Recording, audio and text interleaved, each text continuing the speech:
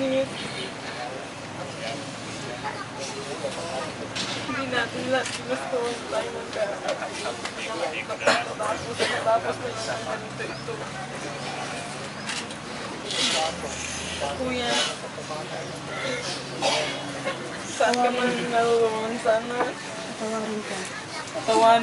patawarin mo ako kung ako ay naging hindi sa'yo malapit. Dahil alam mo naman yun, nasabi ko na rin sa'yo. Pero naging masaya ako dahil alam kong bumuro mo rin ako kung aking gugustuhan. Unti-unti mong sinikap. Naging masaya ako nitong huling araw. Naging masaya ka rin.